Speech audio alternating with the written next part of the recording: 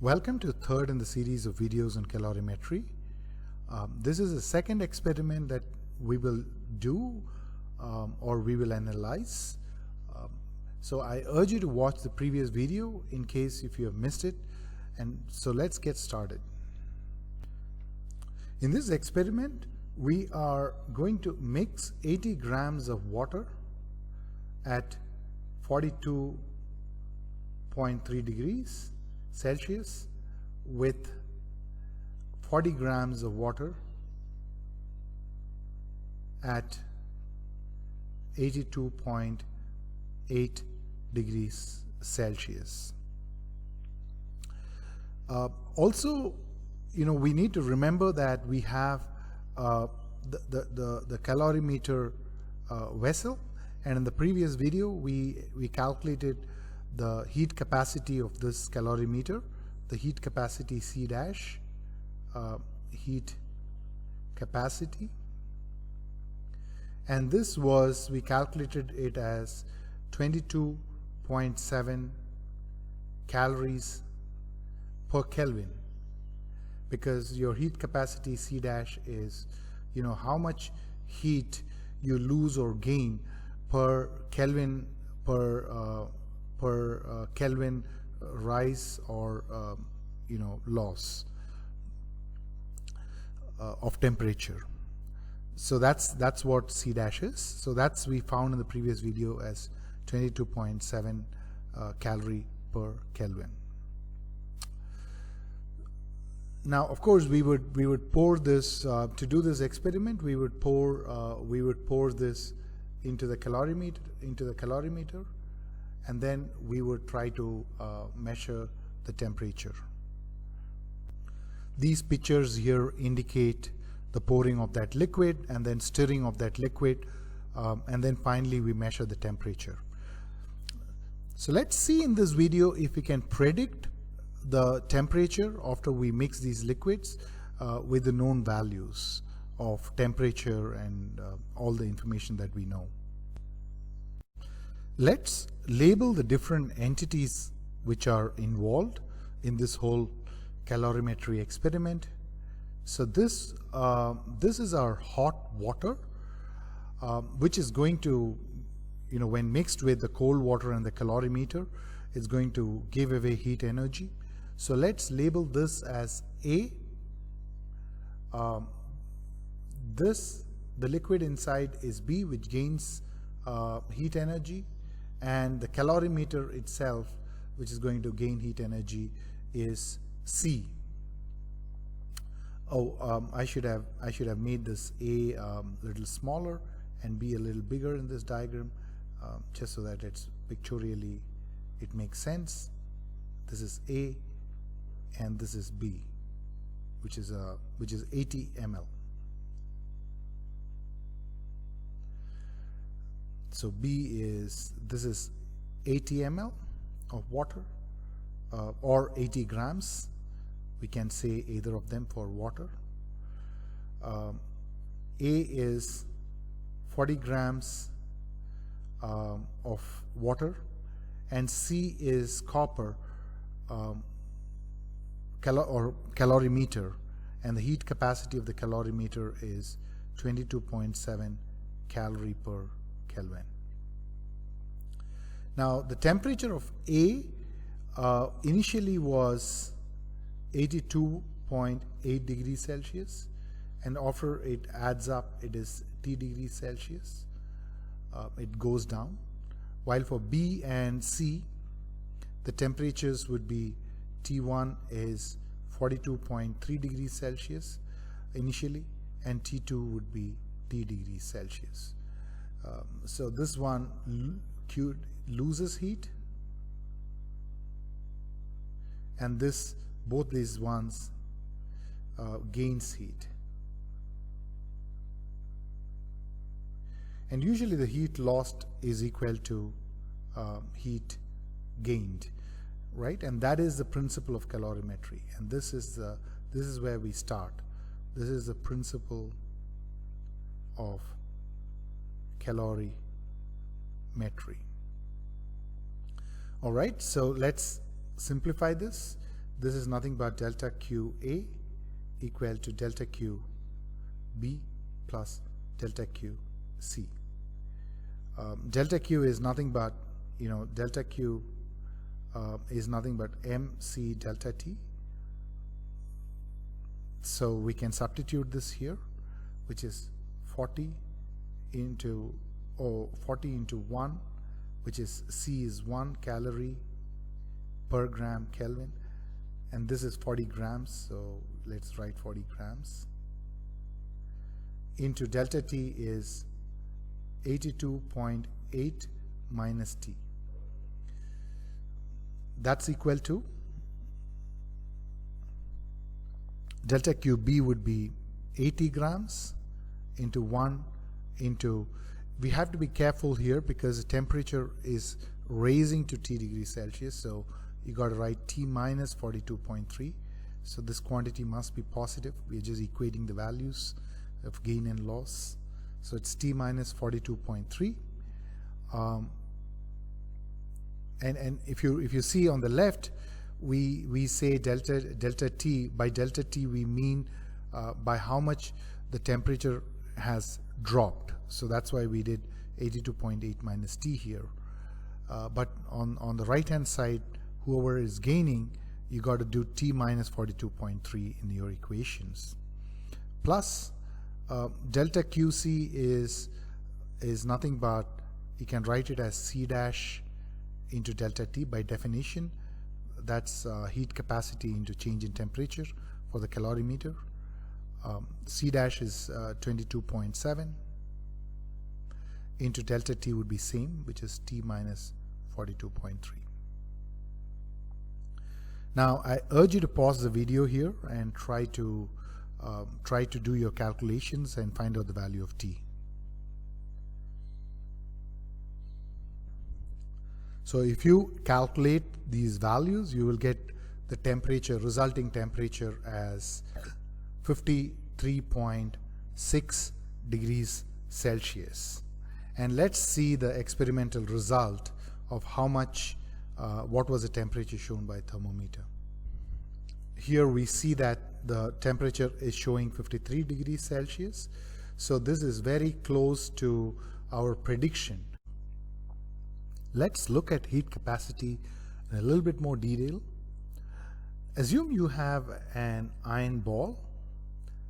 This is iron ball, and this is A, and this is B.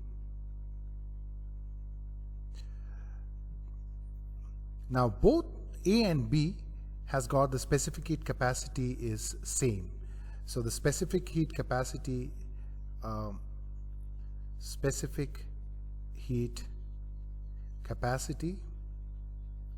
C would be equal to delta Q divided by M delta T. So since we are looking for unit mass, we are looking at how many calories is required per gram per Kelvin. So since we are looking it as for per gram, it does not matter what is the mass of A and B. But if you look at heat capacity is delta Q by delta T. So this is calorie per Kelvin. So if you look at this, the heat capacity for a bigger object is more. So C dash for B would be more than C dash for A. And to understand this, why I say this, let's look at the relationship between C and C dash. You can see that M into C is C dash, and we know that C is same for both A and B, and this M varies and MB is greater. So of course C dash B would be greater than C dash A. So this is a good relationship to remember when you're thinking of generally materials, that thicker and bigger materials will have more heat capacity. By having more heat capacity, what we mean is, let's assume that you have one object which is 100 calorie per Kelvin, and another one which is 20 calorie per Kelvin. What this means is, it has to absorb 20 calories for 1 Kelvin rise. And if it is 100, that means it has to absorb 100 calorie for 1 Kelvin rise. So that means that more energy is stored,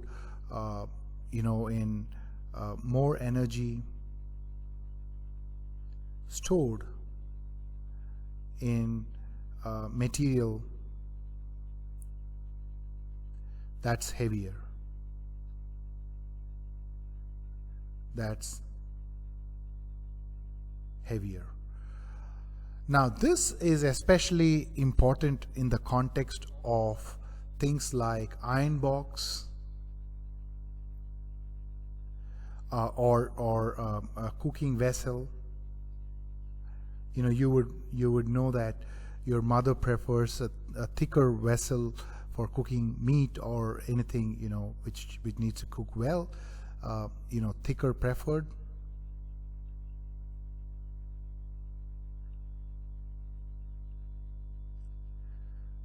Heavier iron box preferred. And both of this is because the heat capacity is quite high because of the mass, because the mass is quite large. So we want the heat capacity to be high for iron box and cooking vessel, while at the same time for calorimeter we want C dash to be quite low. So this is something important to remember. Let's look at the specific heat capacity in a little bit more detail. So when you look at specific heat capacity, now the water has maximum specific heat capacity. Just to remind you, the water's specific heat capacity is 1 calorie per gram per Kelvin, while copper is 0.09 calorie per gram per Kelvin. This is copper, this is water. Sand is about 0.2 calorie per gram per Kelvin. So less specific heat capacity implies it requires less energy for 1 degree Celsius rise, 1 degree Celsius rise in temperature. Now, since water has a very high specific heat capacity,